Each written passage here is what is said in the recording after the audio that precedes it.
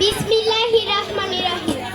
Holy Child school কর্তৃক আয়োজিত পঞ্চম শ্রেণীর বিদায় অনুষ্ঠানের সম্মানিত সভাপতি, আমন্ত্রিত অতিথি, শ্রদ্ধেয় শিক্ষক মণ্ডলী, ছোট বড় ভাই বোন সকলের প্রতি শুভেচ্ছা ও সালাম। আসসালামু আলাইকুম।